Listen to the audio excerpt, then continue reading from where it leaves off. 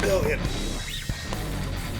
I didn't treat you too well this time, but I'm sorry. I had good intentions. I got those pseudo-suits.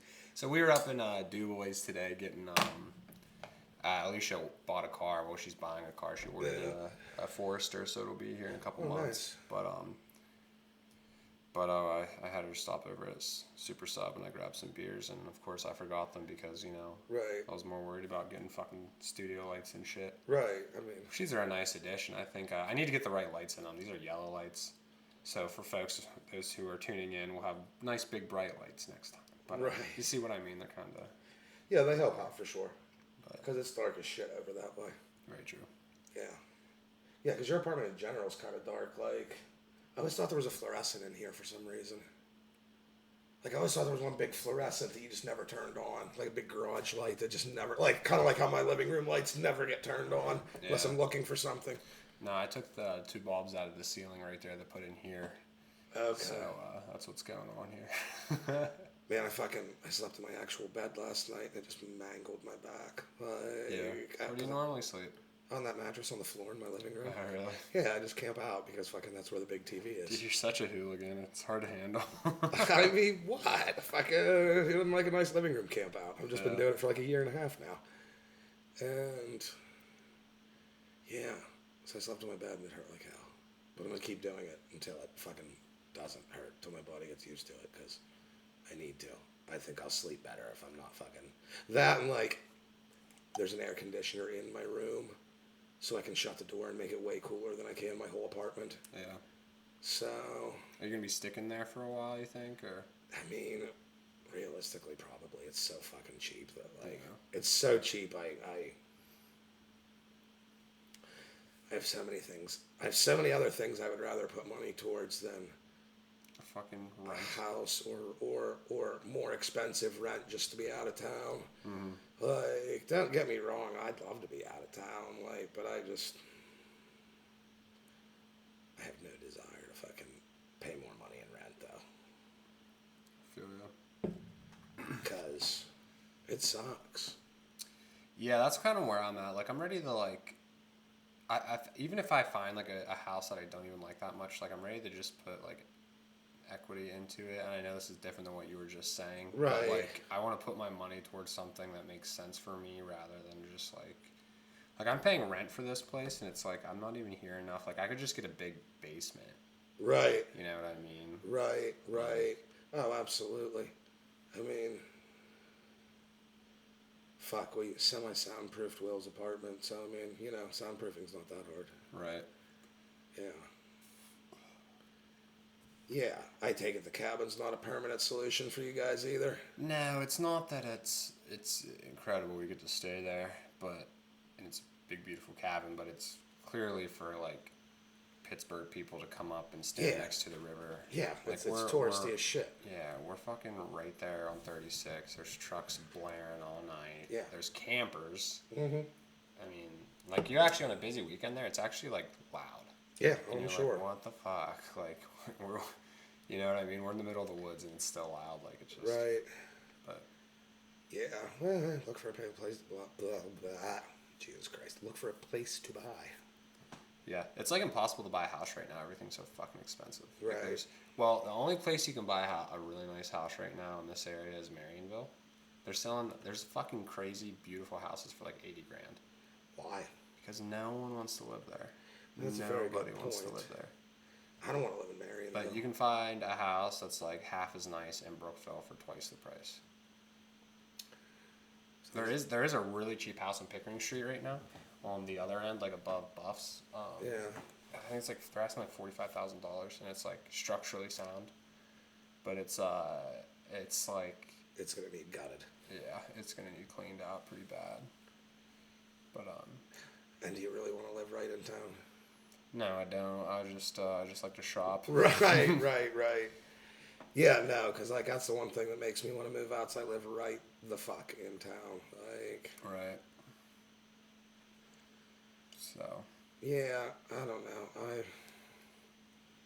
Be nice, but yeah, like you said, everything's so goddamn expensive right now. That Dude, something's got to give eventually. I mean, no, it doesn't. they talk about this housing bubble crashing. I don't know the ins and outs of that market or anything, but it's like no one's gonna be able to buy houses here soon. Yeah. Like it's not gonna be much longer till even places like Brookville, you can't afford to buy a fucking house. Like, Right, that's why I know Ron sold one of his places, because that was why he had to go back Saturday. He had a closing for one of his houses. I don't know if it was the Swickley house, the Washington house, or the Cleveland house, but it was one of the three. he just owns 3 fucking houses in bottom-ass neighborhoods. I mean, so he worked in Cleveland originally, so he bought a house there. And then when he moved to Pittsburgh, he bought a house down in Washington and was like, fuck it, I'm keeping the Cleveland house. So he kept the Cleveland house. And then they decided to move to Swickley before he got divorced, so he bought a house there. And then one of our buddies rented the Washington house from him, so he kept that one. Yeah. I mean, also, Ron makes very north of 6 figures a year. Yeah. So, I mean, yeah, he can afford it. Excellent. Yeah, so yeah, he's just got, 2 houses now. I don't know which one he sold. I'm going to guess he sold the Washington house because I don't think Raleigh was living in it anymore. So I'm going to guess he sold that one because I think Steph was, unless they sold the Swickley house and Steph moved out of it, his ex-wife, but... Man, the only collision I've been in with another vehicle was in Swickley, which is Yeah. probably one of the worst neighborhoods for that to happen. Oh yeah, because people drive like complete assholes and they all have fucking really nice cars. Yeah, well, Yeah, fortunately, yeah, I've been there.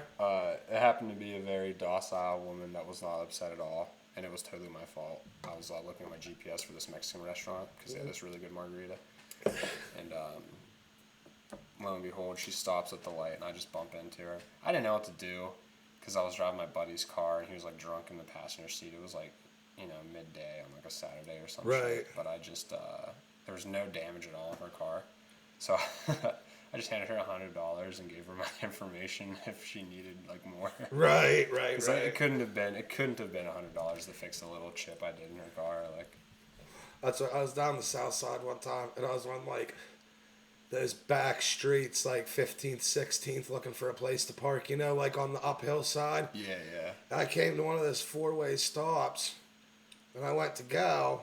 The dude just comes blaring through the fucking stop sign. I clipped him in the back end, you know what I mean? Right. So I'm like, fuck it. I don't care if it did damage to my car. It was his fault anyway. I was like, so fuck it. I'm out of here, And I just kept driving. We went about our business, went to the bar.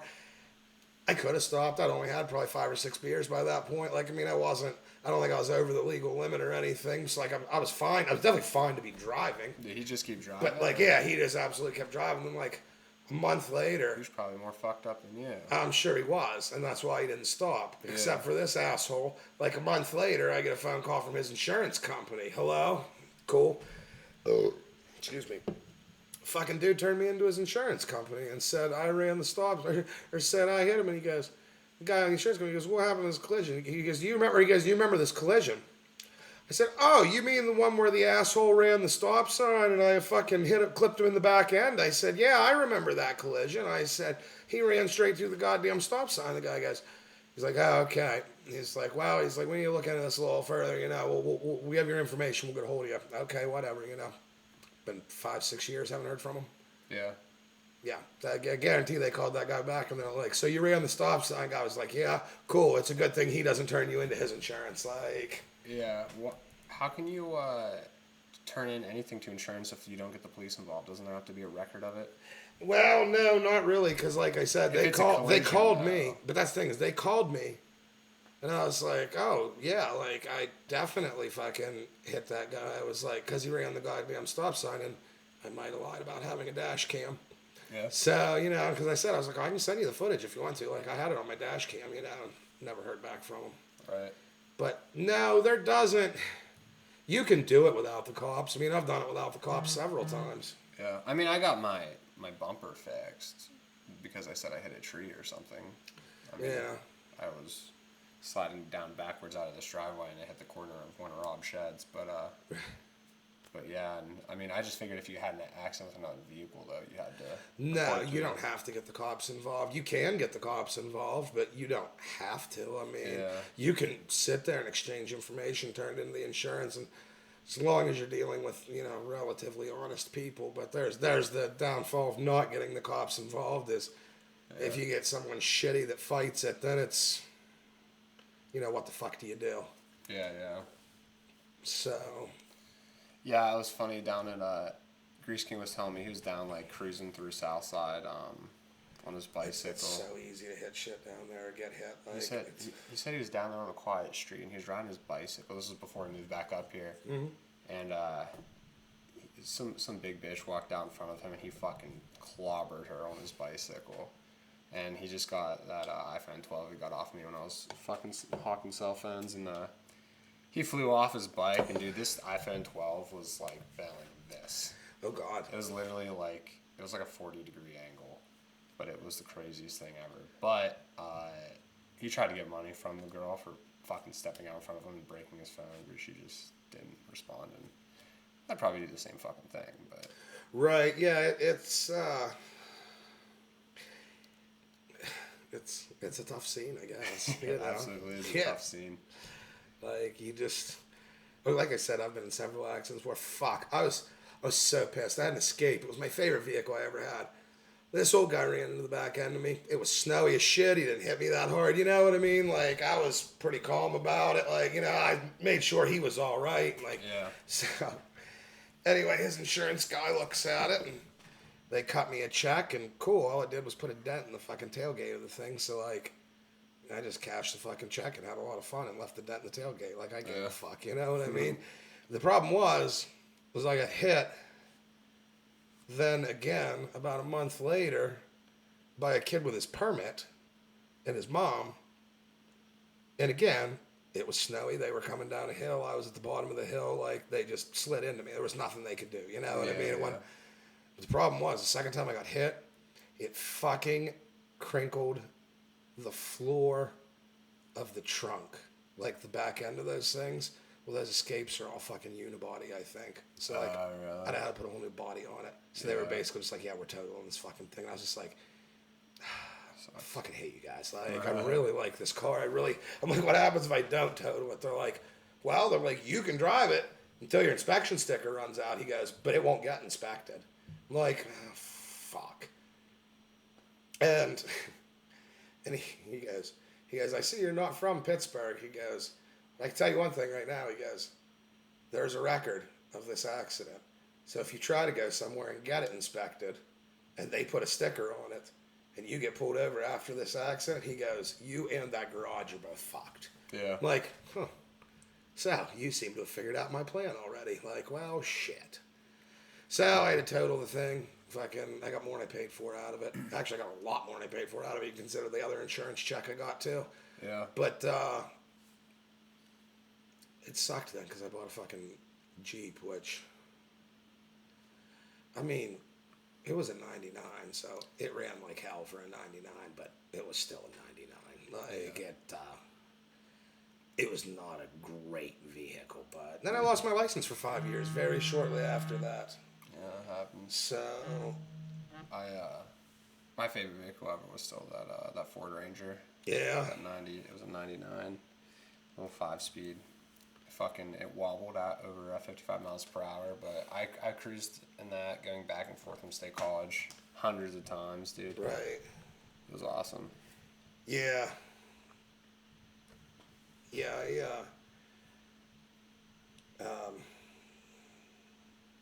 I definitely loved that Escape. It was one of my favorite vehicles ever, but, I got hit twice in the ass end with it, and they had to take it from me. I was very, very, very pissed off. Yeah.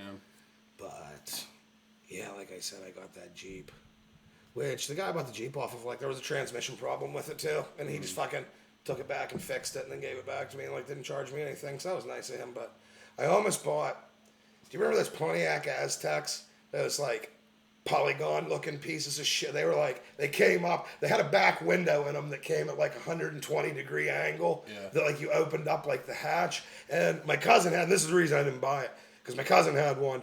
And if you break that back window, it's like $2,500 to replace it. Yeah. Because that fucking back window, because I said it's a piece of fucking angled glass, you know? I mean, the whole thing is glass. But it was a 5-speed SUV. It was a Pontiac Aztec, and I almost fucking, I think it was Pontiac. I don't know whoever made the fucking Aztecs, but I almost bought the goddamn thing, and I kind of regret not buying it because I've driven a lot of fucking 5-speeds. Like, however, I am not, I've never owned one before, and Yeah. I'm good with that, because, like, shifting takes a lot of effort. I'd rather just drive an automatic. I don't care that much. I don't care that much about the performance of my fucking car. It helps you. It does kind of. It makes driving more interesting, and it definitely. It does, but It definitely makes you like. I think it, at least for me, it makes me less likely to get in an accident because I'm more conscientious of my shifting. speed. Yeah, because you're and how paying it goes on attention. turns, Yeah, and because exactly. I want get to. that. I want to get it to feel the way I want it to feel around this turn, and See, but at the same time, like when I was in high school, one of my buddies, his dad owned a trucking company, and he gave us, it was like a Chevy, like a single cab Chevy truck, you know, like a, Yeah. I don't mind, 1500, whatever the fucking standard Chevy truck is, you know, and it had this big box on the back of it. He put a load of stuff in there, and he paid us each like fucking $600 to drive from Brookville to South Carolina to Mississippi and then back. sure. So we did. I'm like, I was a fucking junior in high school. My buddy didn't even have his driver's license. And like, I definitely made him drive. I mean, I think out of the fucking like 28 hours we were on the road, I think he drove for like 4 of them. Yeah, But yeah. because I remember the one stop we got starting to see signs, and we were like 20 miles away from Atlanta. And I looked at him and I go, pull the fuck over right now. I was like, there's no way. We were coming into Atlanta right around probably like 10 till 7 in the morning Yeah. on a fucking Friday. So like we were driving into the fucking beast, like into rush hour. And so I told him, I'm like, pull the fuck over, man. So I had him pull the fuck over. I fucking got myself charged back up. We rolled a fucking blunt because, I mean, it was, you know, it was an awful snowy trip for the fact that it happened in July. Yeah. But, like, it was the only thing that kept us awake the whole time. But, yeah, like, so, I mean, we fucking, we're charging through fucking down to South Carolina. We get to Atlanta. What were you delivering? I have no idea. I still don't even know what the parts were. It was just my buddy had a trucking company. It was one of those things where, like, it was something somebody forgot, and he could pay us way less money to do it, and it was Cash. still cash and a ton of money to us when we were 17 and 15. Than to have one of his than to guys have on one of his payroll. union fucking truck drivers making fucking whatever, 50, 60 bucks an hour to fucking drive it down there. You know what I mean? Like, it was much cheaper to have us do it in a fucking truck. Regardless of reasons, came up, this truck was a standard. Then I was sitting there at about 7:30 in the morning, just shifting, driving through Atlanta rush hour with a blunt hanging out of my mouth, just daring the 17 years old, just daring the goddamn cops to pull me over. Like, I didn't give a fuck at that point. I was so frustrated, little bit strung out. Yeah. Like, it was awful. Dude, there's Shitty. something appealing about. I love road trips like that, though. Well, have you ever thought about like being a truck driver, like fucking driving a big rig, like just being on the road for like a week at a time? I'd coming love home it. for 3 days, like. Yeah, I would love it. I mean, I would listen to so much music, so many podcasts. I mean, Yeah. I guess it would get pretty old pretty quick, I suppose, because you probably want to be doing something a little more hands-on. But Right. No, honestly, I would love truck driving. did you one of those wrecks over the interstate bridge in Brookville? It reminded me of like you talking about how your buddy was driving. Right. It was a fucking dad. I think they both died, and the truck went over the bridge, like out by the dam, you know? Yeah. And what's that? That's like a 50-foot drop. Like, Oh, that's easily 100. yeah, I mean, That big bridge over the dam, that's a huge I don't fucking think drop. they dropped like right in the center, but still. Right, I somewhere. mean, yeah. Nonetheless, they were both toasted cheese, but it Mm-hmm. was like the dad was letting his like 15-year-old drive the truck, the big rig. and they both fucking die. It's like Just reminds me of that episode of South Park. This is Big Rick Butters. yeah. Did you watch the new episode of Rick and Morty yet? Yeah, I watched the two new ones today. So they were fucking great. The decoys, decoy families. Well, I haven't watched that one yet. Okay, you just watched season or episode 1. Episode 1. Which one? What was episode 1? It's where you meet Rick's like nemesis. Oh, fucking Mr. Nimbus. Yeah, he controls the cops, and he just thrusts his dick, and he's like, cops. He's like, start fighting. Then he's like, cops, start fucking each other. And then Jessica shows up. She's like, am I in the right place? I just saw a bunch of cops fucking each other in the yard. Oh God.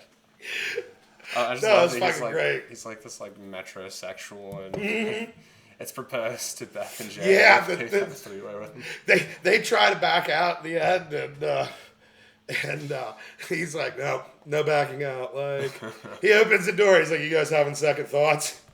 Fucking hilarious. Oh man.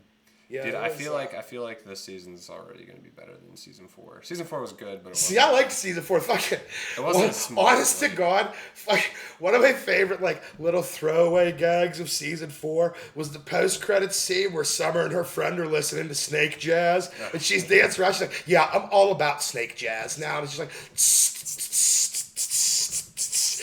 fucking, that episode was so good.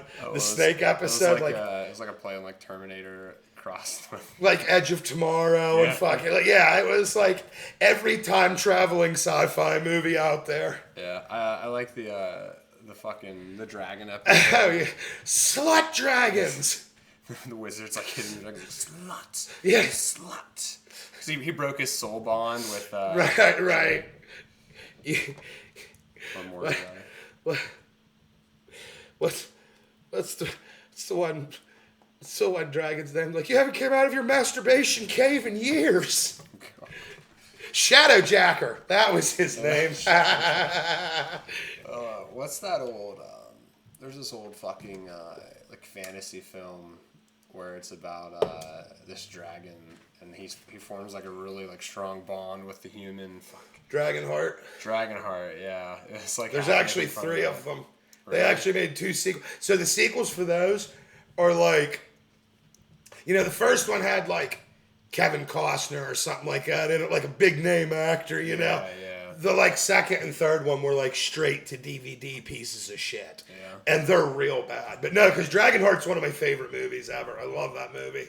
Yeah, I remember watching it when I was a little less. Yeah, that and the fucking, the Never-Ending Story. I watched that on repeat when I was a kid with Falcor, the big like puffy fucking dog that flies and looks like a Chinese dragon. No, I've never seen that. I mean, that's like an old like 80s movie. So that was one of those ones that was like on TV a lot when I was really young. Mm-hmm. But that one and... I used to watch this old film called Dungeons and Dragons. You've actually seen the Dungeons and Dragons movie? Yeah. Oh, dude, it's fucking terrible, but it's so good. Well, I'd watch sci-fi on like Saturdays and they'd have a theme all day. Oh yeah. Of it'd be Zombie Day or right. Shark Day or whatever the fuck, know. And one of it was like because Shark. I can remember when they would do Shark Day because Deep Blue Sea was always on there, and I fucking love that movie with Samuel L. Jackson. Legendary scene. They ate me. A fucking shark ate me. Oh yeah, it.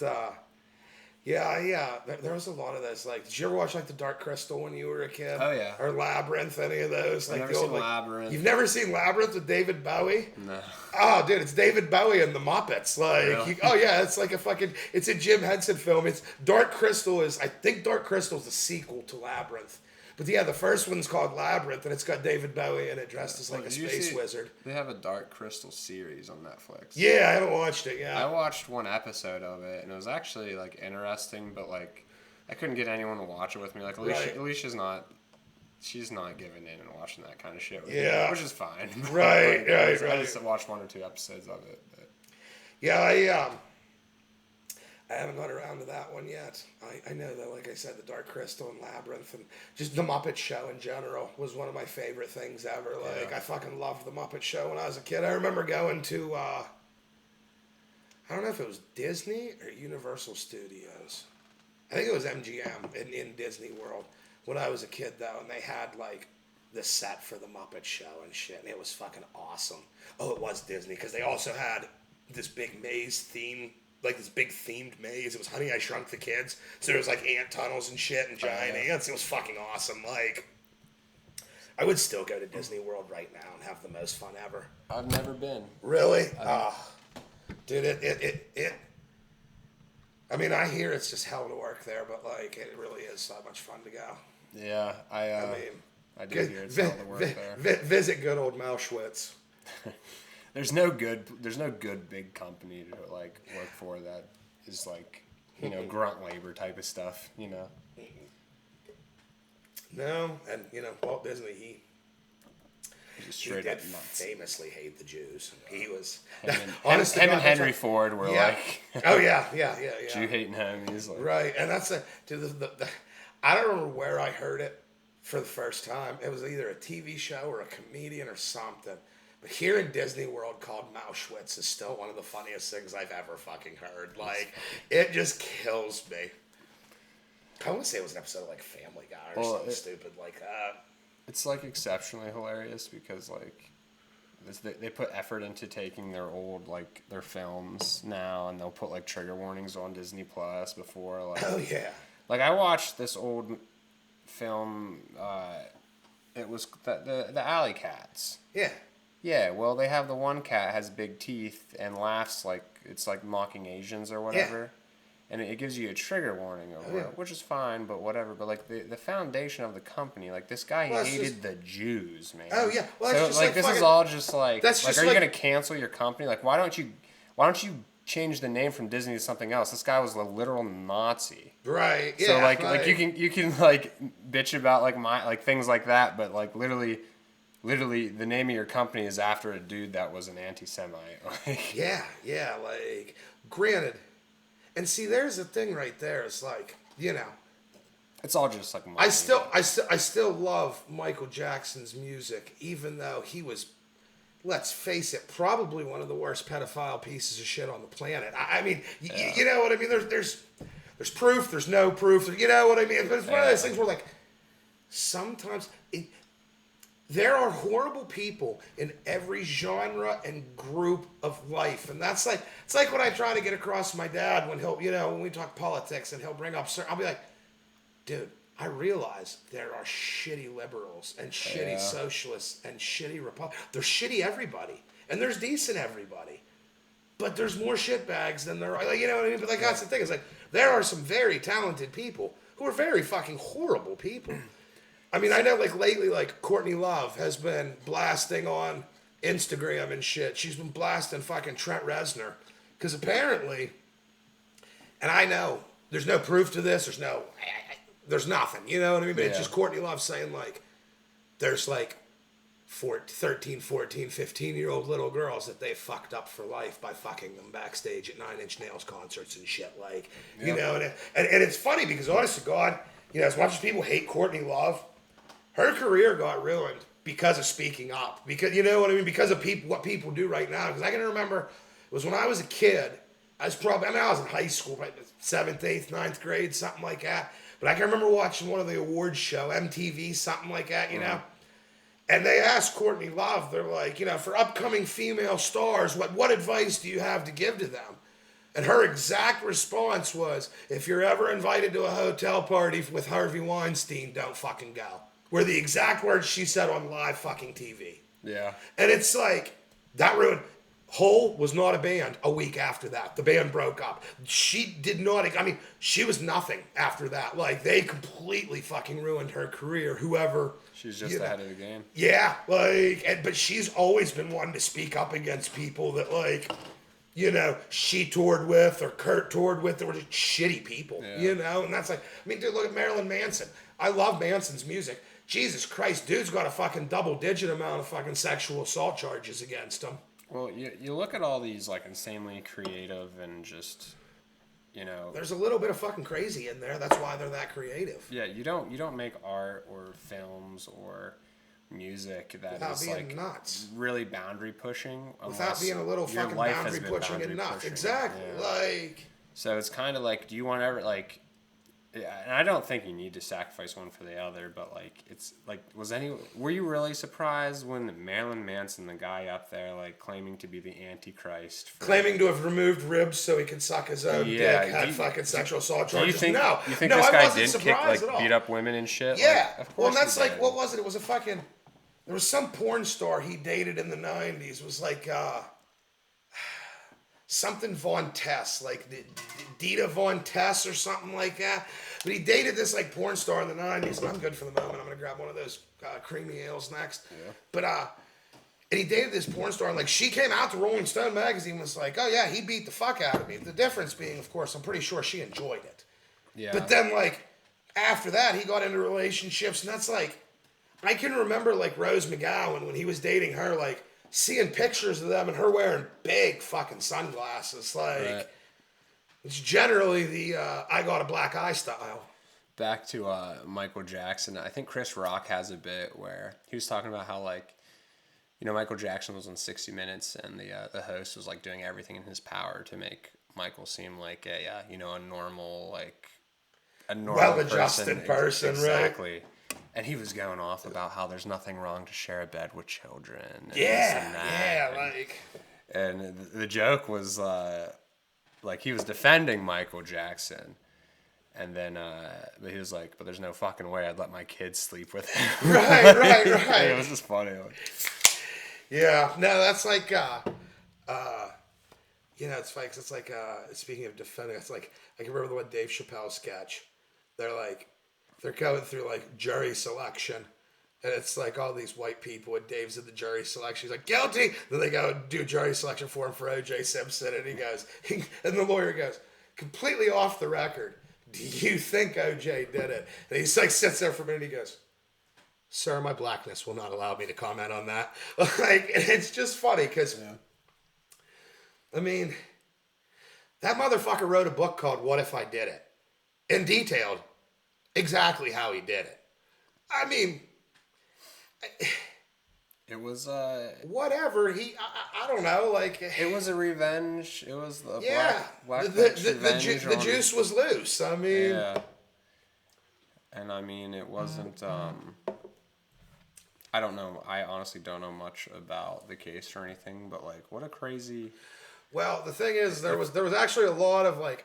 Racism, and again, this is something funny that Dave Chappelle brings up. He's like, he goes, yeah, the one cop Mark Furman used the N-word. He goes, Furman, German? I don't think that's a coincidence, you know? But like, that really did happen. And also like, that's where like all the Kardashian money originally came from, was the old man Kardashian, like the dad, the reason like the three older ones have the last name Kardashian. He was a lawyer. He was one of the lawyers for OJ. It was him and what was the black guy's name? Fucking man. There was a lawyer. He had it was the guy that was like, if the glove doesn't fit, you must acquit. What the hell was his name? Fucking. Yeah. I don't know his name. He was the main lawyer, but he was like a civil rights lawyer. Yeah.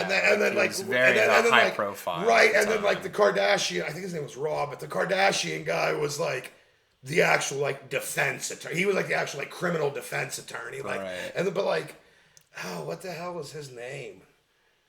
I can't think of it. But yeah, no, it's.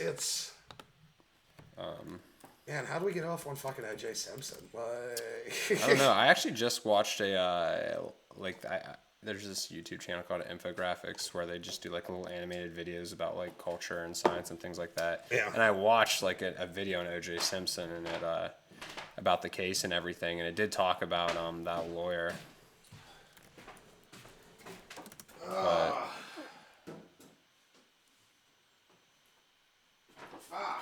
Let's see. Johnny Cochran. Yep, Johnny Cochran. Yes! Robert. I got it before you. As soon as I opened the fridge and grabbed a beer. Yeah, you did get it before me. Then it was, Robert Kardashian, so you're right about him. Oh, man. A fella named Robert Shapiro and F. Lee Bailey. Shapiro, that was the other one. Yeah. Johnny Cochran. I knew like it was one of those names, like as soon as I said it or heard it, I would know it. Yeah, didn't they? What did OJ end up going to jail for? Like for fucking stealing back his own memorabilia. Like somebody was selling like autographed OJ like cleats and jerseys and shit at a sports convention. And OJ stole it all back and ended up in jail. Didn't he try to get into hip hop and shit like that too? Like, didn't he go real downhill? Like, I mean, he was an actor in the fucking 80s. After he quit, I mean, he's in all the Naked Gun movies. Have you ever seen any of those? I haven't. You know who Leslie Nielsen is? So Leslie Nielsen, who was this guy, like, have you ever seen the movie Airplane? Mm-hmm. He's the guy with, he's the older guy with the white hair. Don't Call Me Shirley. Okay. That's Leslie Nielsen. So he makes these spoof movies called Naked Gun, and they're basically like spoofs off Lethal Weapon. So he's the main character, and O.J. Simpson's his partner. Okay. We'll have to watch him sometime. And especially because it's Naked Gun from the Files of Police Squad's the first one. Naked Gun 22 and a half is the second one. And the Naked Gun 33 and a third is the third one. Like, he just like, dude, he's so goddamn funny. He was like Steve Martin, Chevy Chase, like, you know what I mean? Like, he just... It's all spoof movies, like, and they're fucking, the Naked Gun movies are hilarious. Like, I actually based my umpiring for Little League off of something. He gets in the Naked Gun movies, and the Queen of England comes to a baseball game, and they know they're going to assassinate her, and he's a detective, so he dresses up as an umpire, and then he starts dancing when he calls out the shot. He's like, strike! Starts dancing. And I definitely did that once or twice for a Little League game. I mean, it was a tournament, and I was a little drunk by the end of it, but, you know. That shit happens. It was Little League. I mean, parents are going to yell at me. I'm going to get shit-faced to yell back at them. Right. And I did. Kick a lot of parents out of Little League games. I only had to boot 2. Yeah. It was probably well-deserved, though. Oh, it absolutely was. But, like, I know the reason my buddy asked me to do it was because he's like, I know you won't take anybody's shit. So the very first game, I went in there and I was like, first time a coach said anything, I was like, there's your warning right now. Because you have to give them a warning first. Yeah. And I gave a whole set of bleachers a warning one time. And then that was when I had to kick a lady out. She goes, I don't care what you say about a fucking warning. I'm not leaving. I go, you can go now. And I fucking booted her. And the coach of her son's team came off the field and says, if he tells you to leave, you got to leave. And we can't continue this game until you do. Yeah. It was fucking fantastic. Oh, God. I was so happy. Yeah. I've been kicked out of soccer games before, for actually twice. But, one time I got in a fight with our athletic director. Who was that? Oh, fucking Osborne. Dave. Yeah, I don't even remember exactly what happened. Like, the ref kept telling us to scoot back, and we did, but then I was with some kid that was being a dick and would sneak up to the side of the field. Then the ref came over and yelled at me about it, and I said something, and then Dave was like, oh, I'm sick of your mouth, blah, blah, blah. The next thing I know, fucking old man Dork had a hold of me and was dragging me out of the field. And who, Chief? Yeah. Police Chief? Oh, yeah. So fucking stupid. Then, dude, and that's the crazy things, because, like... I got kicked out one other time because they called offsides on Brooke Phyllis's after I graduated. I was like a freshman or something watching my brother's game in Du Bois. And, because it was right beside the university. And, fucking, they were calling offsides like 10...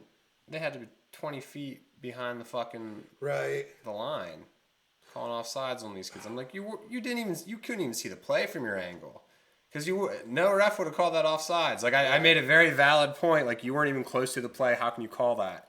Like, you just made them miss a scoring opportunity in there. He was just like, get out of here. I got kicked out of a Little League game while I was umpiring because I got into a fight we were up in Du Bois, and it was for All-Stars. So for All-Stars, the home team supplies, they have 4 umpires for All-Stars. Mm-hmm. It's ridiculous. The home team supplies the home plate and second base umpire. The away team is first and third. So, Hunter Roney, Jamie Bodorf's son, he's amazing. This kid was unbelievable. I mean, he was one of the best Little League players I've ever watched in my entire life. You know, he was really good. And he made this unbelievable diving catch. And Huff calls the out. He kind of jumped and was like happy about it, you know. And this lady starts going off, that umpire over there's biased, blah, blah, but just fucking starts railing from the stands. So, of course, I go over there and I go over there. And that's what I said to her. I'm like, I'm sorry, did you just see that fucking catch? I don't care what team you root for. That was, like, that kid laid his body out and caught it with the tip. It bounced, like, off the tip of his glove and in instead of out. Right. It was an amazing goddamn catch. Like, you don't see people put that effort into Little League. Yeah. And this kid just stops, and this lady just goes the fuck off. And I'm just sitting there, I'm like, All right. Well, what am I going to get in more trouble for? Screaming at this lady or pulling my weed pen out of my pocket and hitting it on a little fucking Little League field. And I'm definitely going to go to jail for that. So I guess it's fight with the fucking fans. So I went over and I was like, listen, lady, I'm like, that's an amazing play. Like, I'm sorry he was a little excited, but guess what? Kid caught the ball. Doesn't matter what happens. He's still fucking out. Yeah. That's still number 3. That still changes sides. Well, he's biased over there. I'm sure he's been calling everything off first base. I'm like, has there been a controversial call first base tonight? No. Oh, no? No, there hasn't, because she didn't say anything. I mean, granted, I didn't give her a chance really to say anything because I was hot at that point. Like, I was fucking heated. And, yeah, so then I just kept running the mouth. And the DuBois coach comes over and he goes, listen, you either got to stop fighting with this lady or you got to go. You know, so I stopped fighting with her. I went back to third base. And maybe 5-6 batters later for Brookville, kid comes sliding into third. I called him safe.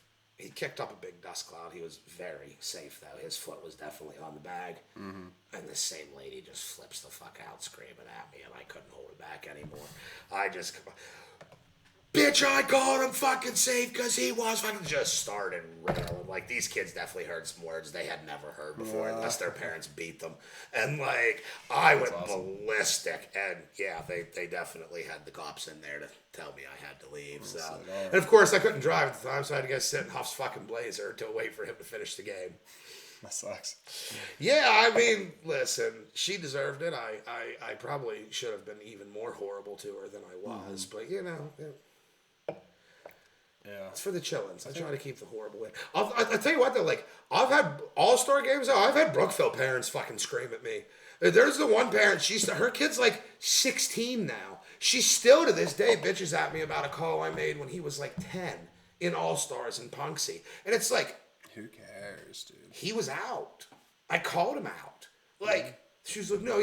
And again, he kicked up a big dust cloud. My face was this far away from the base. She was 20 feet behind me in the goddamn bleachers. You know what I mean? Like, I saw the guy tag him before his foot hit the goddamn base. Like, But hey, listen, you know what the funny thing about All-Stars is? They're all stars. Just ask their fucking parents. Yeah. They're all stars.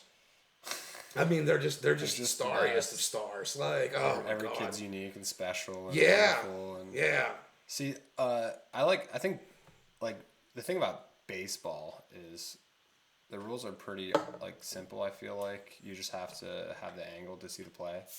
The thing about, like, so I played soccer my entire fucking youth, and I was always frustrated by refs that just straight up didn't know the rules. Right. Like, I would have the most beautiful, clean slide tackle ever, and I would get called for a trip. I take it you were what, defender, midfielder?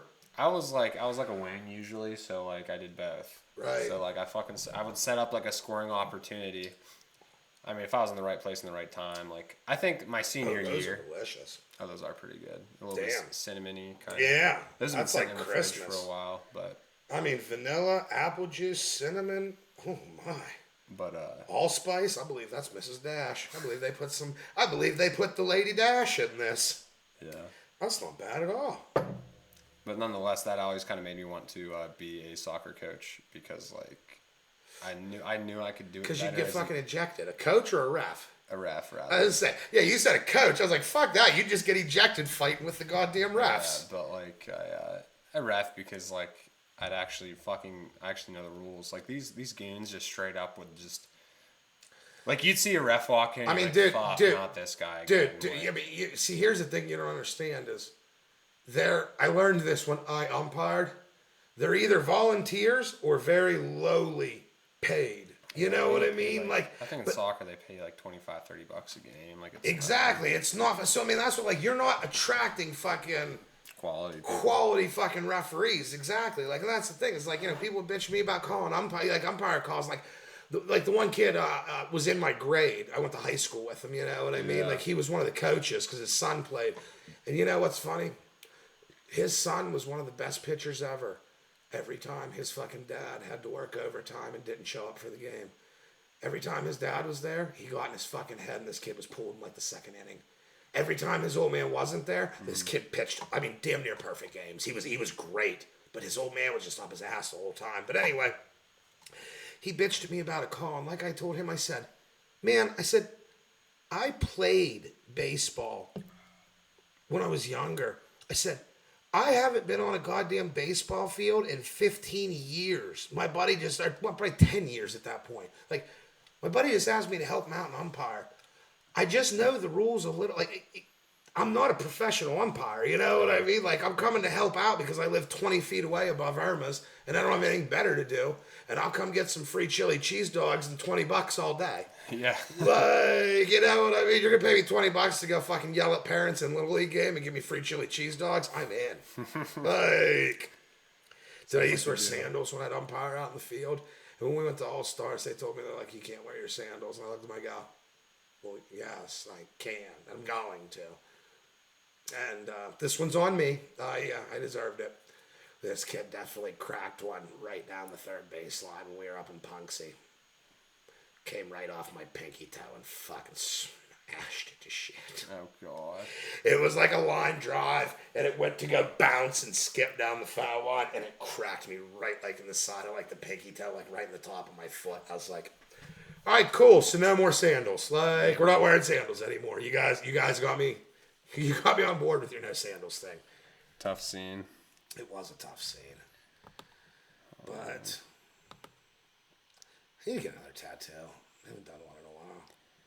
Yeah. Buddy, who is Gonzo that I met the other night? That is, Good dude. I like him. He started talking about fucking Spider-Man. I showed him my X-Men tattoo on my leg, and he was like, oh, he's like, I like you even more now. Like, he was super pumped about it. So, Gonzo is his new nickname. Because his last nickname, which is what I met him as, I can't remember. Because I don't know his real name. But Okay. Greaseking's buddy, and he's fucking like... A little mentally unstable? He's a little out there. Yeah. He's a little out that's there. what he said. But he'll like... Because I offered him one of those squares, and he's like, I don't think I'm stable enough to handle one of those. I was like, cool, I'm glad you fucking recognize that. Yeah, he's notorious for like disappearing for 6 months and then just... Reappearing. Yeah. Right. I have friends like that. Like he'll just quit his job and just go drive around. Oh, that's what he was talking about, driving around the fucking country and shit. Yeah, he's been everywhere, I guess. Like he was like, apparently he went down to this like, his last venture he was telling us, he went down to this liquor store in Texas because like it's owned by like Willie Nelson's brother or something, and he just wanted to go ask him about Willie. Like just shit like the weirdest things. And he's giving me tips about it one time. Like he like I think over the pandemic he stopped at like every national park he could in the country, and then was like telling me like, yeah, what you got to do is get a gym membership for like a like Planet Fitness or whatever. Get like the Supreme membership because you can just stop there to shower and get water and just have that membership for 3 months and you can shower anywhere in the country basically. Right. Like, shit like that. Like so he's definitely like gone out there. You know what I mean? Right. Like, I guess he had, like, a really good, like, job where he did, like, tax audits or whatever, and then just said, fuck this, and disappeared for a year and a half. I used to do that. I can't. I would like to do it again. Just fucking jump off the rails and Yeah. go travel. Something makes me want to do that still, but I don't know. I'm locked down pretty hard all the time, I feel like. It is nice to be able to be locked down but still give yourself like 4 weeks of vacation a year, which is the one. I know I was getting all mopey about being back at the bar again over the weekend with you, but like, it's still, I forget the benefits of it too at times. Getting a vacation every 3 months, you know what I mean? Like, it's pretty nice, but... Right, I mean... Can't do that shit whenever you're fucking working for a corporate oligarch. Like, yeah, I'm aware. I have actual vacation days. Here's the thing, though, is I get paid when I take time off. yeah. I mean, I don't right now, because, like, I took today off. But, I just told him my car was fucked up, which... I mean, I did drop it on the fucking rotor and my finger, so it probably is fucked up. I need to get my shit changed anyway, but... Yeah, that was awesome. Dropping a car on my finger. Good times. Good times. The word fuck rang off that goddamn river valley through all of Brookville. Like, I can guarantee you there were people on Main Street that heard me, motherfucker! Were you behind Irma's and you dropped it? I was out front of Irma's. Oh, God. Yeah, and I dropped it on my finger, and my finger got stuck. So I'm like sitting there ripping my finger out of the fucking, in between my car and my tire on either side of my finger, and I'm sitting there ripping it the fuck out. Just screaming at the top of my lungs. And that's what Joanne called me and was like, or Joanne looked at me and she goes, I'm calling AAA. She was like, get the fuck, she's like, just go to your, I'm like, cool, I'm going to go to my apartment and get high. Like, I hate this right now. Oh. But yeah, no, it sucked. I was not thrilled about Friday. Yeah. I think we're going to buy a new truck here pretty quick. Yeah. What happened to Bar Truck? Bar Truck was, so a little bit of my mother's mental illness here, but she like wanted to buy it for me. Right. And I was like it's a sweet truck. I saw the orange one. No, that's actually Rob's boys. Oh, that thing's fucking awesome. That is a wicked orange truck. Okay, see, I thought it was that orange one. No, Okay, so because I've drove by a couple times and like not seen your car, but seen that orange truck. I thought that was that one. That orange truck's awesome. No, it's like a gunmetal gray. Okay. Extended cab, like it's got the full back seats in it to come, and it's a beautiful little truck. But she like wanted to buy it for me because she's like, "You're coming back to work at the bar. I'm gonna make him stay by buying a truck." Yeah. And I was like, "That's not gonna happen. You can buy the truck, and you should buy the truck because this bar needs a truck." Right. But and I will use the truck. Doesn't your old man have a truck? Yeah, but it's my dad likes to go to work and go home. Yeah, So yeah, right. I'm not trying to right. like.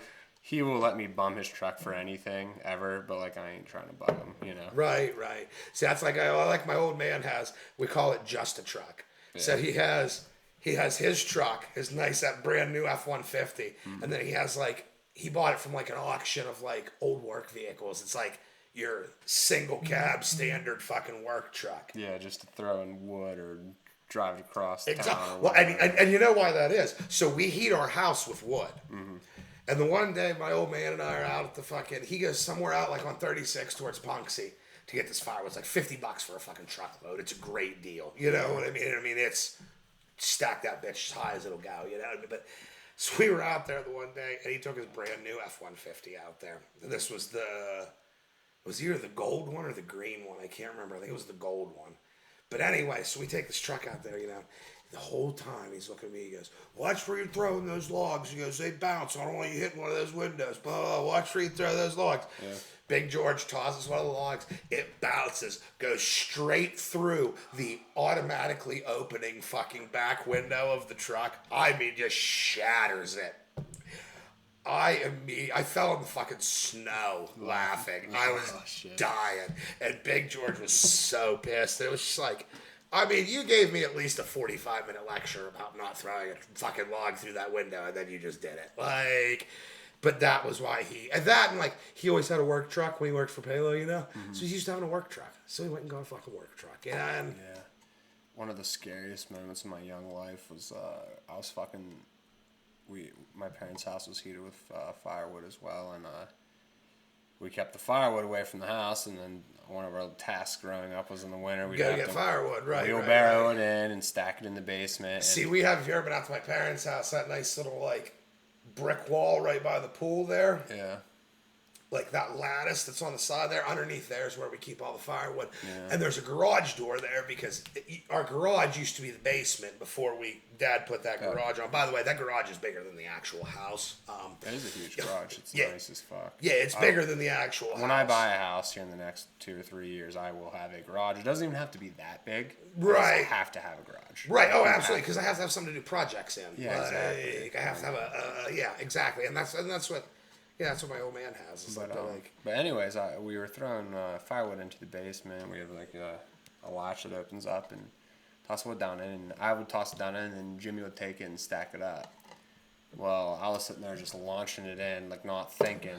Doesn't he like come in under me, and I launch a fucking big old log at him, and it clunks him right on the dome, and he falls over, and I'm like, well, Jimmy's dead. I just killed my little brother. I was like 12, he was 10. I was like, oh no.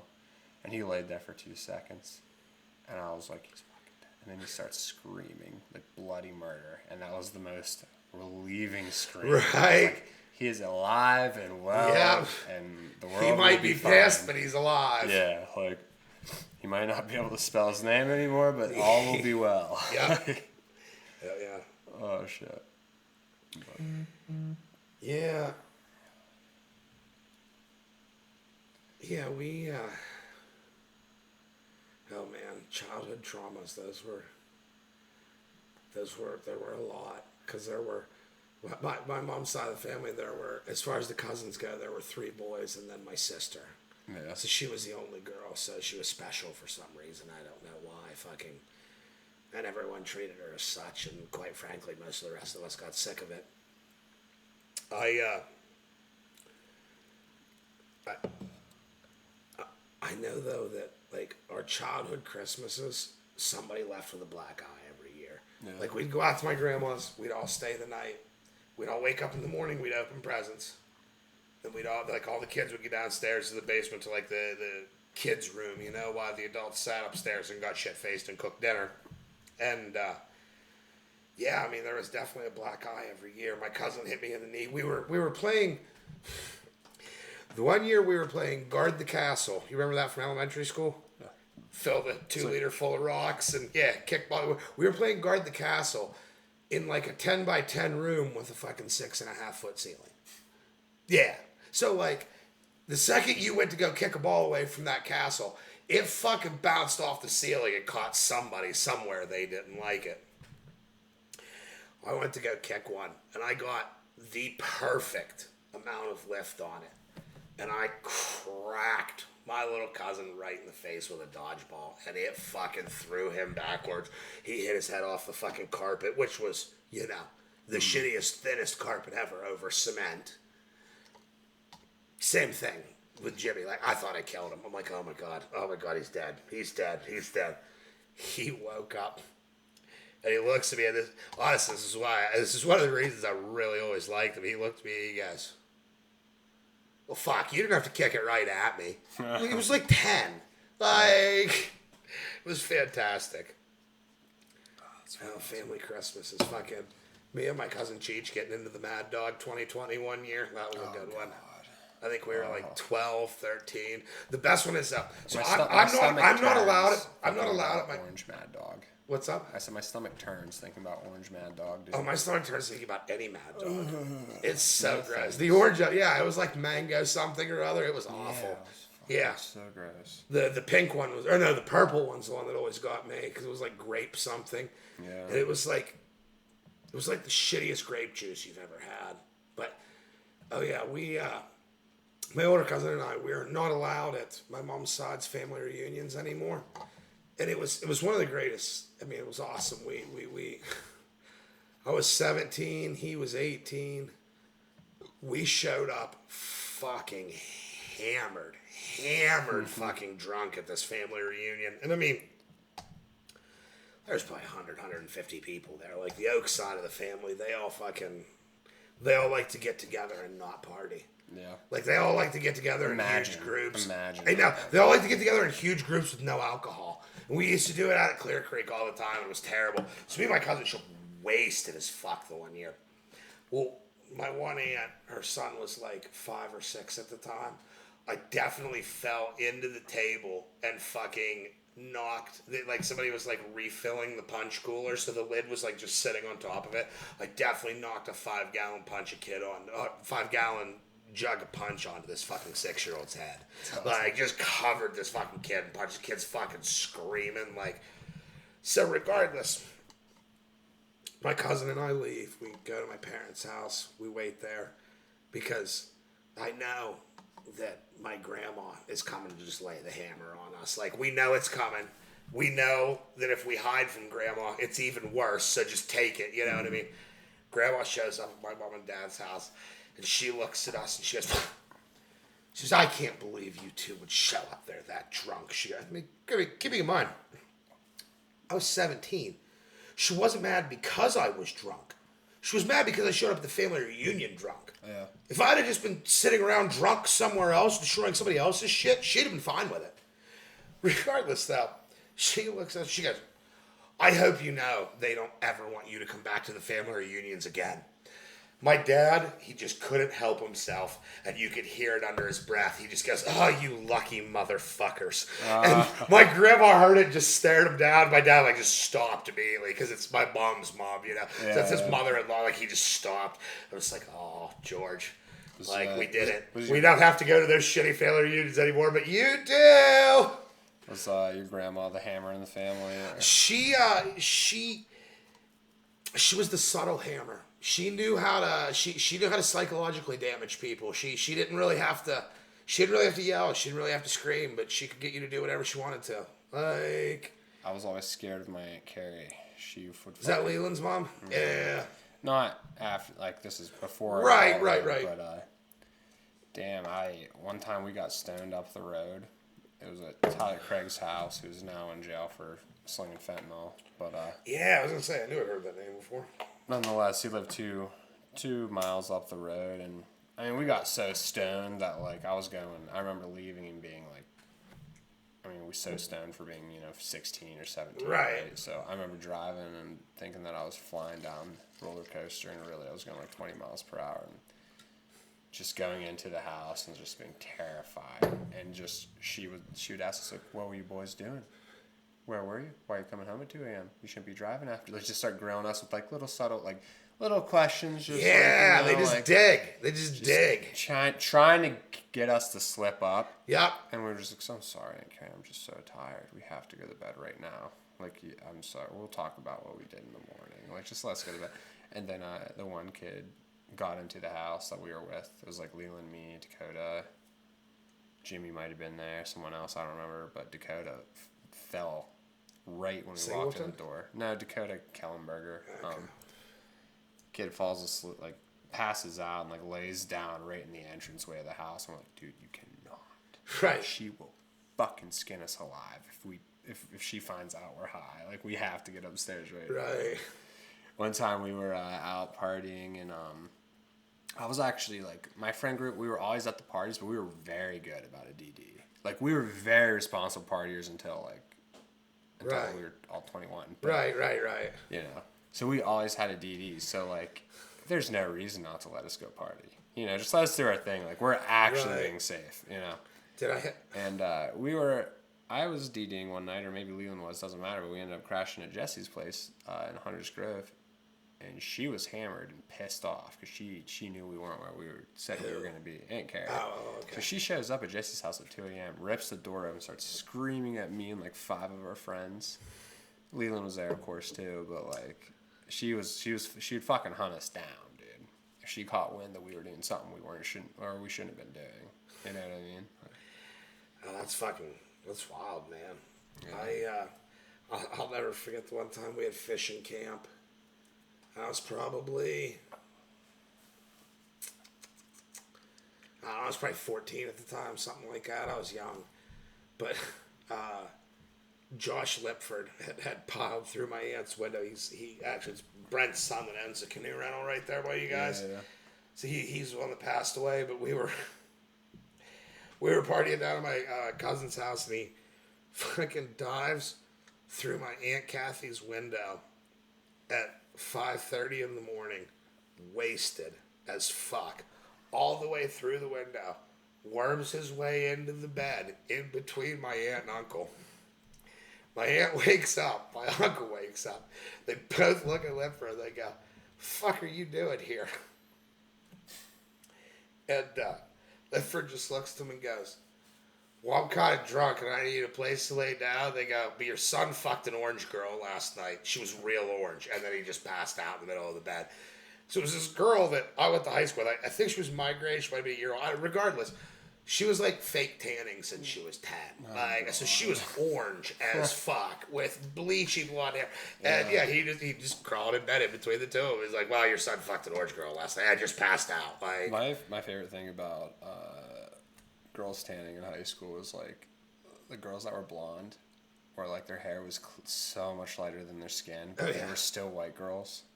So funny looking, so fucking funny looking, and the lack of self awareness to be like, wow, I look like an absolute goon. Right. So funny to me. Well, that's what I had. I bleached my hair when I was in high school. And I had bleached blonde hair, except for your fucking Aunt Marty charged me like $30 to do it, and then I wasn't doing it again. But I also wasn't getting my hair cut. So like Enzo used to call it the scrambled egg afro because I'd have fucking bleach blonde like this long on it, and then I just let my natural color grow out below it. I just didn't give a fuck. I had Roxanne give me highlights one time when I was probably 12 or 13, but it pretty much just ended up being my hair getting dyed blonde. Right. And it was fucking awesome, honestly. Like. Oh yeah, no, I looked good with a fucking bleach blonde afro. So in like 5th grade, like my school pictures, like I had like long hair down to here, down to my shoulders, of like brown hair with like big blonde tips. It's pretty funny. There's a picture out of my parents' house. It was like a 7th or 8th grade dance or something like that. I'm getting ready to go for it, and I have 2 broken fingers with fucking metal splints on both of these fingers and a bleach blonde afro, wearing a fucking like very 90s dress shirt. It's fucking hysterical. If you ever come out to my parents' house again for another party, which you definitely will. I saw some family pictures one night when we stopped in the BS with George. Yeah, right there in the hallway fucking, there. Yeah, oh yeah. Those are good ones. They're excellent, man. Oh yeah, mother likes to put the embarrassing pictures up. Well, they're the best ones. Oh, they really are though. But, yeah. Hey, speaking of which, make sure you take off for July 31st for that fight. Yeah, I am. What am I doing? I'm getting back. I should be back from the beach by then. It'll be close, but I'm pretty sure I'll be back from the beach. But are you going with like your family like you always do? Yeah. Lum said he would be back, so. Oh shit! I didn't know. I didn't even know they was going. So you never know with my family. Right. Who's going and who isn't? I'm pretty sure Lum said they were going. I know that like my Aunt Marty and Tim are going. And right. Stuff, so I don't know. Who oh, goes dude, that was my best part of my trip to Florida. Was when we rented that boat, sitting in the back, like me and your Uncle Tim just sitting in the back of that boat, like, cause like Marty and my mom and Rox and Kevin were all up for. Well, Marty and Rox and my mom were all up in the front. Dad and Kevin were in the 2 captain's chairs because Dad was driving because the rest of us were fucking hammered. Yeah. And Timmy actually had a couple beers, but like we sat in the back on bullshit with Tim. Like it was such a good time. Like the whole time we were just like I'd live in their boathouse right there if they'd let me take care of their shit. Like yeah, no, Uncle Tim's a good guy, man. You really do need to come down to Florida when I go this year. Yeah, let me know. I will go. I've never been to Florida.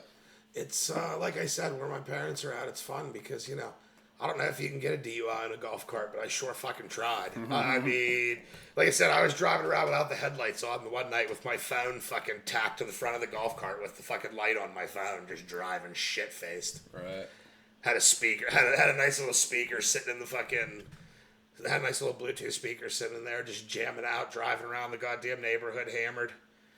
But it'll be nice too because all the bars won't, because they were still kind of COVID-y when I went down there. So like they still all closed at 11. Yeah. They still, but like. They followed some rules, but.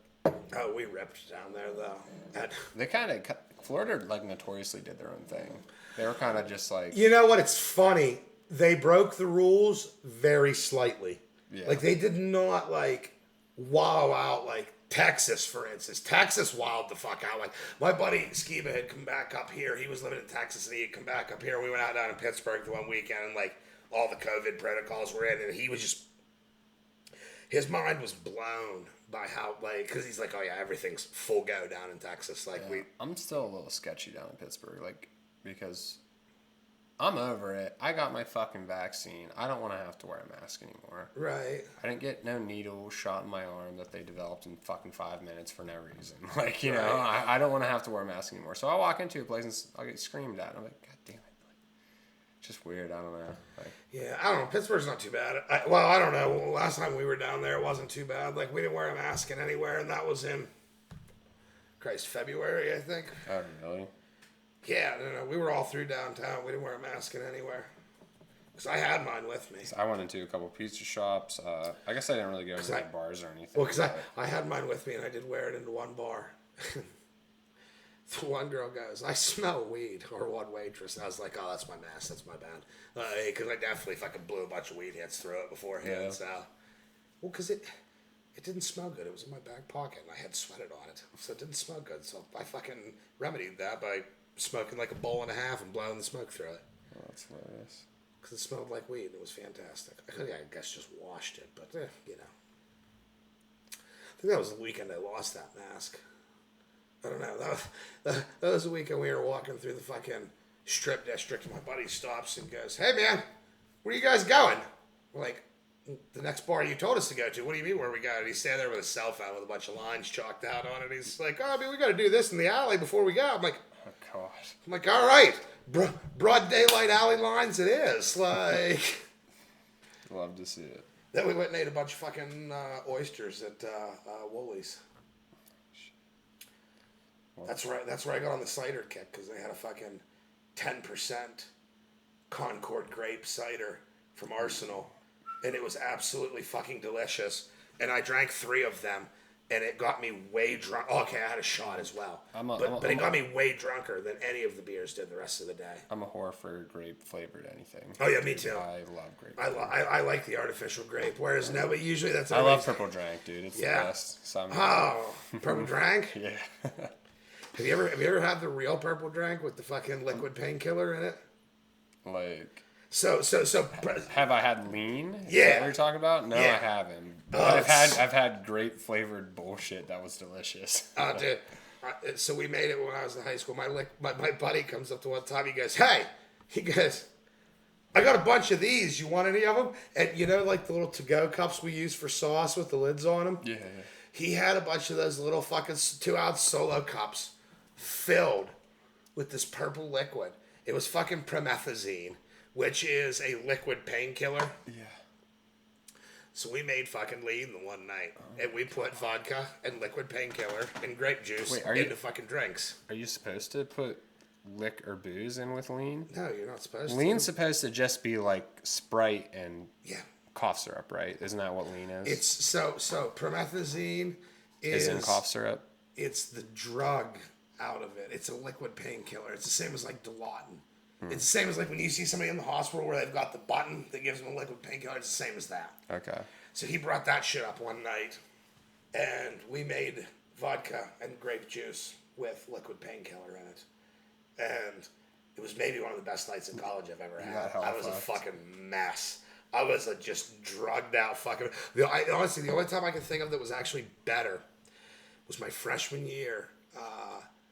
My buddy had a party at his house in Brookville, and I got about 20 or 30 people to come down from Clarion with me to Brookville. But like, we're staying in the summer and go to this party.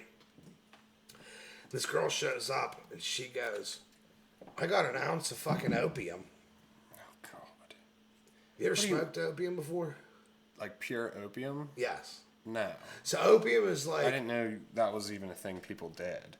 Keeping in mind, this was when I was fucking 19 years old. I'm 35. Yeah. This is like... This thing's condensating like a bitch because it's so hot in here. But like, it fucking... Oh, it's not that bad at all. Are you kidding me? I used to work in hell's fucking waiting room. Well, while I was setting up before you got here, I was dripping. I was like, just walking around, I was sweating. I'm actually not bad at all right now. Right. But, yeah, this girl, she goes, yeah, well, at this festival, she goes, this guy fucking offered me opium. She goes, so I blew him, and he gave me an ounce of opium. I'm like, God. I'm sitting there, I'm going, Horror show. I'm like, oh my God, I'm fairly certain you're my hero. Like, that a girl. Like, that a girl. You get an ounce of opium for a blowjob, like, that's pretty fucking good. Like, that's, even back then, that was like $600 worth of opium. Really? Like, oh, yeah. But so what opium is it basically, it comes in strips. They're an eighth a piece, you know. So it comes in these strips, and it's basically, it looks like Play-Doh. Looks like black Play-Doh, you know? Yeah, I mean, it's concentrated, so they take the poppy seed and boil it down or something, or... It, like I said, it looks, so what you do is you pack a bowl of weed, and then you take this stuff and you basically pinch it into a pancake and throw it on top. Yeah. So we decided we could just smoke a whole bowl of opium. We didn't need the weed. Oof. Now, opium is basically smokable heroin. You like hallucinate too a little bit, don't you? Not really. It was more of. I mean, I was dropping things. Like I think I dropped like 3 or 4 beers because I was so fucked up. My hands wouldn't close. Yeah, because I was so out of it. Like, however, if I could get my hands on opium to this day, it would be the happiest day ever. I fucking love it. It was such a fucking great drug, and I've only ever done it like 3 times in my life, and I have done a lot of fucking terrible drugs. Well, what makes it like what it? Because it's heroin. Right. Because it's heroin. But why don't people just do opium instead of heroin? What is it about the heroin that makes it more available? Because the heroin is cheaper to make. So because the opium takes more of the poppy to make than the heroin does. Is opium to heroin as cocaine to crack? Opium is to heroin what dabs are to weed. Oh, okay. That's what it is. I mean, you can sniff 5 bags of heroin and fucking you won't get nearly as fucked up as a bowl full of opium. Oh, that's scary. Yeah. That's scary. It's awesome. It's awesome. It's fucking, I love opium. Yeah. I have not had it since I was 19 the last time I had it. So, I mean, it's been 14 years. Can't you just eat like poppy seeds and get fucked up? Oh, absolutely. Dude, fucking the people that pick the coca leaves for cocaine, they just sit there and chew on the coca leaves because it gives them energy. Because you can just sit there and chew on the leaves. Like cocaine, like coca doesn't need to be processed. You can just pick the leaves off and chew on them and you will get fucked up. Yeah. I mean, because you think about the fuck, dude. Cocaine, by the time it makes it to here, it's got so much other bullshit in it. Yeah. Isn't pure, like, cocaine, like, pink? Yellow. Is it yellow? It's yellow. That's what fish scale is what they call it. But yeah, it's fucking yellow. And the first time I ever did it, I threw up. Really? I mean, oh yeah, because my cousin had it. My cousin lives in West Palm Beach, which is like if you're gonna get 45 minutes north of Miami. Yeah. So like he had blow the one time we went down there. I mean, I did a line this goddamn big, and it was yellow. And of course, I'm sitting there going, line of coke, fuck you guys. Like that's not a line, you know. And like sitting there running my mouth. My cousin goes, "You've never done real coke before, have you?" I'm like, oh, I do fucking coke. You know what I mean? Just running my mouth. Dude, I thought I was going to have a fucking heart attack. It was my whole goddamn face from here down was just like completely numb. Like, yeah, it was fucking wild, man. But yeah, that's, real cocaine. It's a thing, and it's fucking rough. Like, I almost threw up. Because I had that, like, numb feeling, like, the whole way down my throat. Like, it was fucking... Can't swallow, almost. Like, oh, dude, I could feel it in my chest. Like, I could feel it in my esophagus, like, here. Like, I could feel it was numb, like, just dripping down my throat. It was... God. Oh, man. Don't get me wrong. It was great. Yeah. I felt like a fucking superhero. I could have got beat up by at least 6 guys that night. I'm not going to lie and say I'd have beat up 6 dudes, because I'm a terrible fighter. But I'd have got beat up by 6 dudes that night. Yeah. So we were talking about when Neely came up Friday night. We were talking about this the one night we were out for Autumn Leaf, and Nick just decided he was just going to talk shit and fight a bunch of random fucking frat dudes on the street. And I'll tell you what, there were like 3 or 4 of us with him that were like, dude, we're not getting into a fight. We're not doing this. Like, this isn't happening, When he was hell-bent that he was going to punch someone. And by God, he did. And it was awesome. I mean, he really held his own against 2, and almost held his own against a 3rd guy. Really? But he did end up getting the shit kicked out of him. It ended up to the point where, like, me and Tyler and I forget who else was with us were, like, grabbing dudes and, like, picking them up. Like, now, come on now, we're done. Yeah. Oh, God. I think it was Lum. So I feel like there was something. I'll tell you what, I've seen your cousin Lum fight fucking once in my entire life. Like, I've seen Han, whose house we went to the night of my birthday. Yeah. So his little brother was getting his ass whooped out in front of the cell block by a bunch of the bouncers. And your cousin Lum, I mean, I just watched him grab a dude, pick him up by his fucking hair, and just crush him. Grab another dude by his hair, pick him up, and just crush him. It was... God. It was one of the most horrifying things I've ever seen. Because I've never in my life seen him pissed off like that. And he, oh my God. You know, whenever it finally happened, it's horrifying. Yeah. Well, it's just like Will. Dude, I've only ever seen Will pissed off like probably 2 or 3 times my entire life. Once was we were in high school football. We were getting beat fucking like 52-0 at halftime by Clearfield. I mean, we just got the shit kicked out of us. And he took his helmet and put it backwards, like put a locker door backwards into the locker, just screaming. And I watched him fucking body slam Adam Knapp onto the hood of a car once. That was kind of horrifying. I think Will's someone that does well smoking weed. Yeah. Oh, he has to. Because if you've ever met fucking... Because the rest of his family, they're all fucking... They're scary. They're fighters. They're Wade and his dad. Wade was Wade looks for fights. After Carly's wedding. I thought he was going to kill me because I told him, I was like, hey, you probably shouldn't steal a case of beer. He didn't like that. Right. He didn't like the bartender telling him he shouldn't take drinks that don't belong to him. Right. So that's all I said. I was like, hey, right. man, you probably shouldn't steal a case of beer. He's like, what, is this your first wedding? I'm like, all right, man, you can have it. I don't care that much. I ain't getting paid that much. Like, that's why you be classy like me, and you go up to either the bride or the groom, and you go, hey, I'm out of here. Your wedding was fantastic. I'm going to take a 12-pack for the road. Nobody really cares then. You know what I mean? Like... You two had a beautiful wedding. I had a lot of fun. So did everyone. I'm going to take some beers with me. Yeah. Oh, sure, Dave. Yep, no problem. Oh, man, I'll never forget, we showed up at my friend's camp the one time after, it was a friend of my sister's wedding, and I had a bunch of ecstasy pills that were shaped like Bart Simpson's head. Shaped like did they have Bart Simpson's head on them, or they were actually shaped like Bart Simpson's head? They had like spiky hair. They looked like Bart Simpson. That's like awesome. Somebody got a Bart Simpson press and pressed fucking e-pills out of them, and they went through Claire forever, and they were triple stacks, and they were strong as fuck. So I bombed the entire bridal party because my sister was in the bridal party. I bombed the entire groom party and a bunch of my friends. There were like 14 people fucking rolling on Molly at this goddamn wedding, just drinking like fucking fish. So at the end of the night, I looked at Brittany, who's the girl whose wedding it was, and I was like, hey, honey, I'm out of here. It was a great time. I was like, also, I'm going to take a bottle of vodka with me. Went behind the bar, not being a dick, could have taken the Grey Goose, took the fucking... The well. Crown Roos. Yeah. It was Crown Roos, Vladimir, White Tavern, whatever the fuck it was. Some well fucking vodka. You know what I mean? Just took the cheap bottle, And we went out to my friend's camp.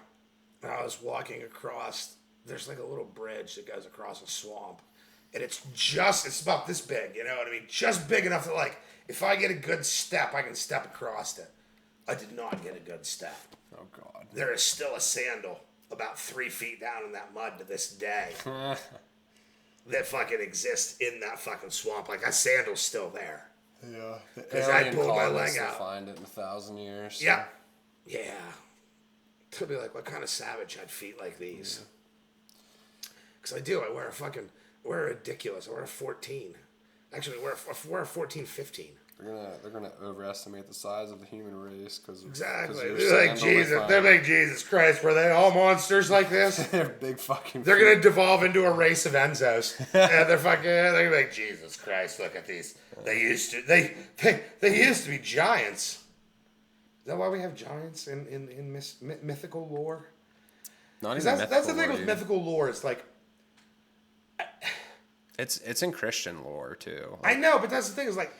There's got to be some kind of like the Nephilim. You've fucking the Nephilim's a baby between an angel and a demon, correct? I don't know exactly, but I know they're like fallen angels or whatever, and there's different. So a Nephilim. So and sure you haven't. Have you ever watched the show Preacher or read any of the comic books? No.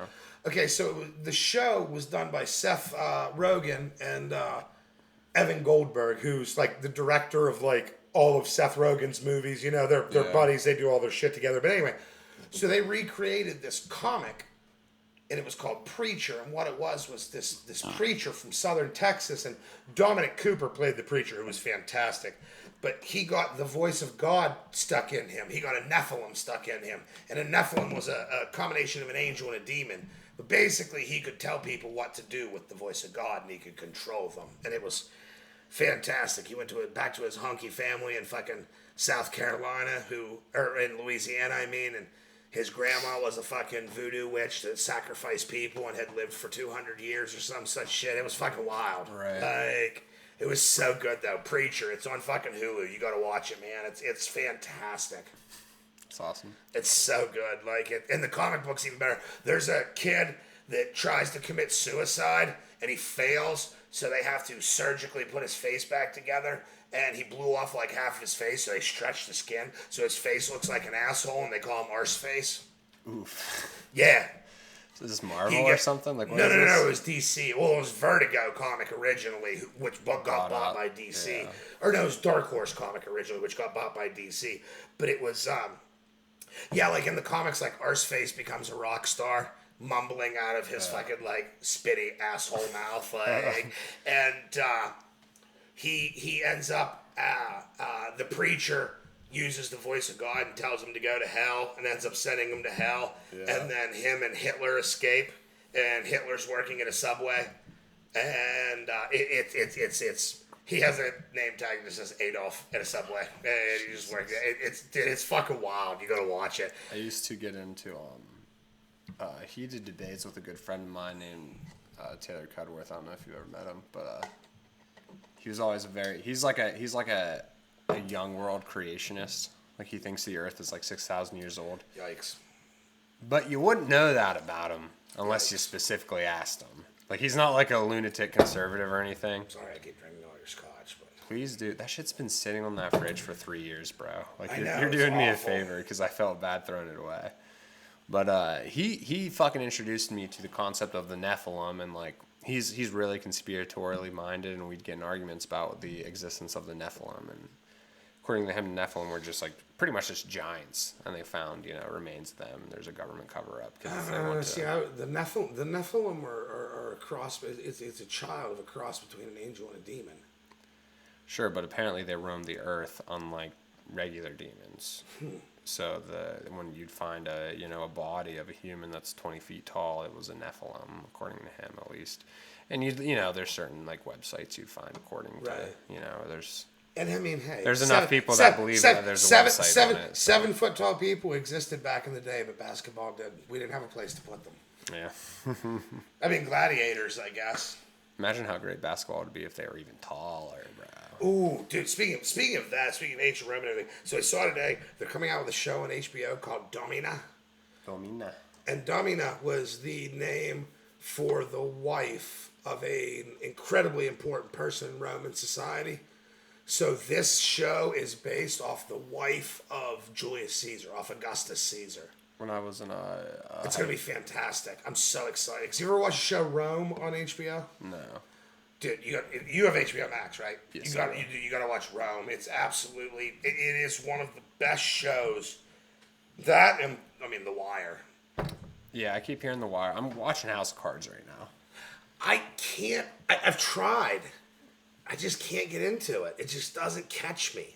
It gets 2 or 3 episodes. It gets juicy towards the end of the first season, and then once you know how fucked up everyone is, and you're like, oh, what are they gonna do next? Like, yeah, The Wire is a great one. You gotta watch it. It is. Yeah, The Wire is like notoriously like one of the greatest television shows ever. It's usually ranked 1 or 2 behind The Sopranos, which, if you've never watched The Sopranos, it's also good. I always thought Breaking Bad was like the one to watch. So Breaking Bad, I resisted it for so long. So did I, and I finally watched it, and it was so good. It was very good. It was so good, and it was ended short and well. Sweet, and it was done. Yeah, and it ended well. And they gave you a little content. Because that's the thing, honestly, one of my favorite shows ever. It's on HBO. It's called Carnival. Mm-hmm. So it's based in Russian mythology, and it's this traveling circus in the Dust Bowl in the 1930s in like Kansas, Texas, like that, Oklahoma, that area that was just like basically barren, back in the day. And like, so there's this traveling circus, but like they all have actual powers. It's based on Russian mythology. Well, it's based on Russian mythology, which is based on Greek mythology, but it's the Alpha and the Omega, the light and the dark, and it's absolutely unbelievable. Clancy Brown, I don't know if you would, honestly, you'd know who he was if you saw him, like, because he's one of those dudes who's just in everything, but he plays a preacher, a Jesus-loving preacher who ends up being the bad guy, and that's phenomenal. However, it was supposed to run for 6 seasons, no more, no less. It was 2 seasons per story arc, 3 story arcs. HBO canceled it after the 2nd season because it cost $1.2 million per episode to film. Because they filmed special effects, or nope, not because of special effects. Because they filmed it on site, on location, in deserts with full extras, no CGI. That's why it cost so much. Yeah. That's cool though. But it was awesome. But like, it literally just ends like the Alpha dies, the Omega dies, fucking the girl brings the Omega back to life. You don't know if the Alpha comes back to life or not, but all the circus people were carrying him out. Boom, done. And the funny thing was HBO owns the rights to all the characters, but the dude that wrote it owns the rights to the storyline. And they can't come to an agreement. This was on before The Wire. It was one of the original 5 HBO shows. The Sopranos, The Wire, Oz, Carnival, and Curb Your Enthusiasm were like the originals. Still never watched The Sopranos either. Sopranos is awesome. How many seasons are you talking about? 6, maybe 6. I think. So I can get in and get out, basically. Oh, yeah. That's what's important to me, dude. I'm not watching a show that has more than 6 or 7 seasons. Dude, are you kidding me? Stargate's got 10 seasons, and watch it. It's fantastic. I know you've tried to sell me on Stargate before, which I probably will eventually, but I don't know why you gotta be such a hater.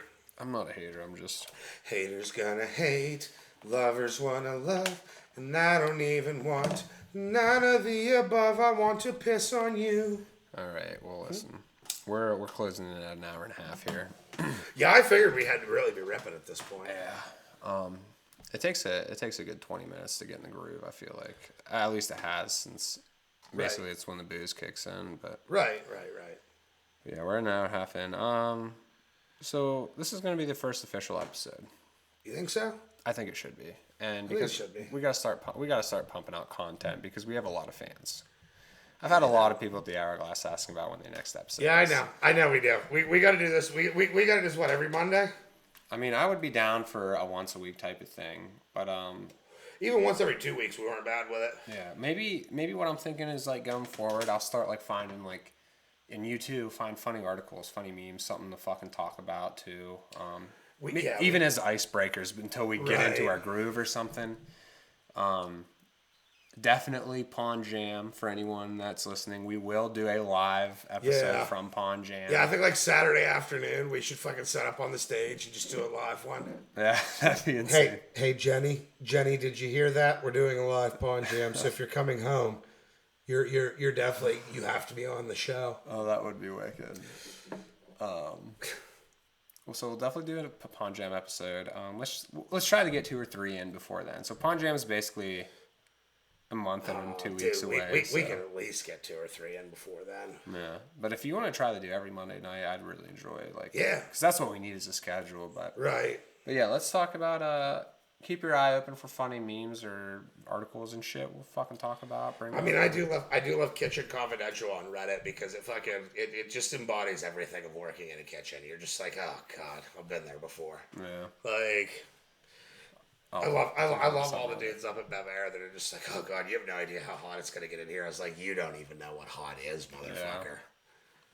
Yeah. Like, try having a deep fryer boiling in your face, and then 3 of them. Yeah. My god, what a horror show. It really is. But anyways, any final words? No, I mean, I think the Hourglass is having. Hannah told me they're having chicken and biscuits this week sometime. Yeah. Yeah, Mom was making up the menu, so... Yeah, I know, because I told Hannah, I requested it, and I'm pretty sure Saturday night, or whatever night I was in there, she was just like, yeah, we're having chicken and biscuits and chicken bowls next week. We're doing shredded chicken tacos one day, too, which was my request. I dig that. I think we can do that. Oh yeah, I think some shredded chicken tacos. Real quick, easy, cheap. We had to do these come into Irma's. I used to call them princess tacos. Because, I mean, we had a taco salad. We had soft shells. We had taco meat. We had everything to make tacos. But they weren't on the menu. Yeah. But he still came in and ordered fucking tacos. So I called them princess tacos. And Victoria, God bless her, the one night he was doing shots. And he looked at her and he goes, "Hey, you, bitch, give me some fucking tacos." She didn't punch him, which was kind of disappointing. However, she made him feel about 2 feet tall. Like, she came across the bar just fucking wilding out. And it was awesome. She's a bad bitch. Oh, it was fantastic. I love having Victoria or Candace as a bartender because I know that I'll never get called out of the kitchen to deal with shit because they'll deal with it just fine ahead of me. Right. Because there's definitely some times where, Danny comes out and she goes, "David, you want to stretch your back out with that baseball bat?" Sure do. Sure do. So, the name of the podcast, what we're calling it for now, and it may change. It's got to be Tough Scene. You think it should be Tough Scene? I think it should be Tough Scene. Because what do you got? I was going to say a blast to the Pabst. But you don't like Pabst, and you're going to be fucking doing the show 90% of the time with me. At least. I mean, we can do a blast from the past, but I like Tough Scene. Tough Scene with Chuck and Dave. Tough Scene with Chuck and Dave. Episode number 1. Thanks for tuning in, folks. Appreciate you. Love you. We'll see you next week. Yeah, we'll see. It'll be next Monday, Tuesday. I don't know. Whenever we get it produced tonight. Whenever it gets out. So. Spent the rent on being with the only